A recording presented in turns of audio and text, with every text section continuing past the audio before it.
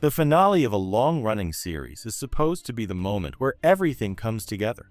The big storylines finally pay off. The biggest characters get their final moments.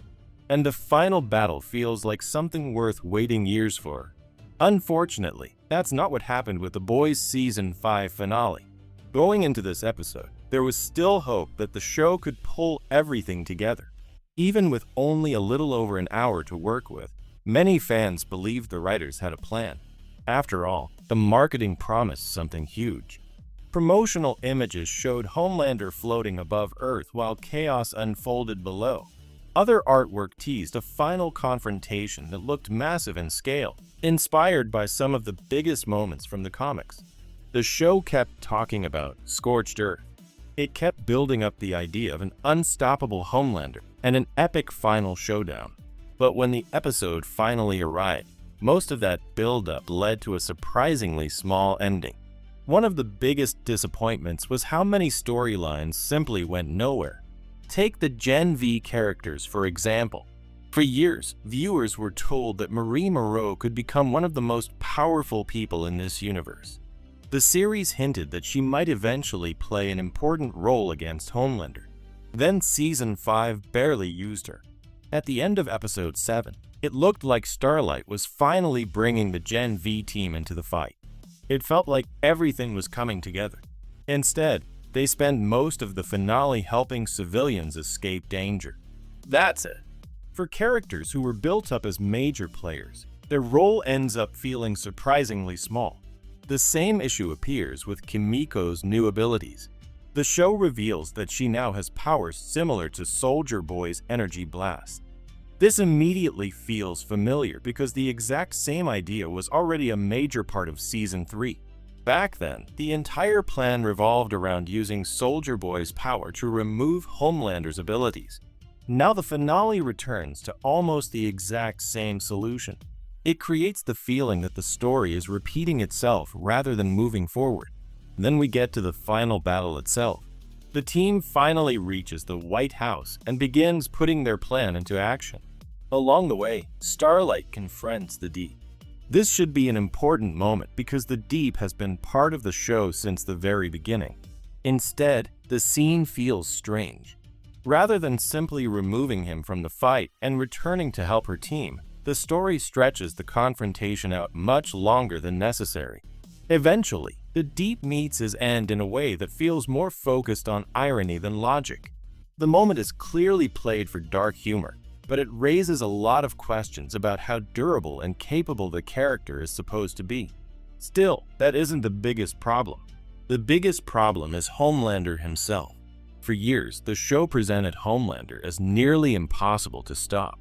Multiple seasons were built around finding a way to defeat him because nobody could challenge him directly. Season 3 especially reinforced this idea. Even when facing powerful opponents, Homelander remained one of the most dangerous characters in the series. That's why the finale feels so confusing.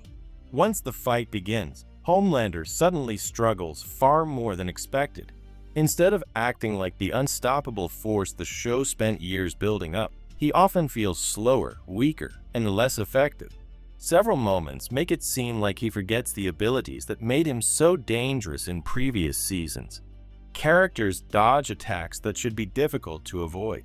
Opportunities to quickly end the fight are ignored, and situations that once required entire teams to survive suddenly become manageable for a much smaller group.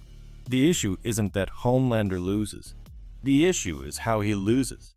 A good finale can absolutely defeat its main villain, but the defeat needs to feel earned and believable. Instead, the battle often feels like the rules change from scene to scene depending on what the story needs at that moment. There are moments where Homelander appears unstoppable. Then moments later he struggles against opponents who should not be able to hold him back. This inconsistency makes the fight harder to take seriously. The frustrating part is that some of the ideas actually work. The scene where Homelander finally loses his powers is genuinely effective. Watching someone who spent years seeing himself as a god suddenly become vulnerable is satisfying. For the first time, he experiences the fear that everyone else felt around him. That emotional reversal is one of the strongest moments in the episode. The problem is that it arrives after a fight that never fully lives up to the show's promises. By the time the final blow lands, it feels less like the end of a massive 5-season conflict and more like the conclusion of a much smaller story. There are still emotional moments afterward.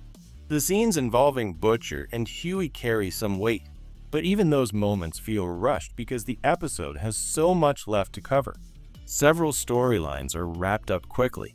Other plot points barely get addressed at all, and some questions are simply left hanging.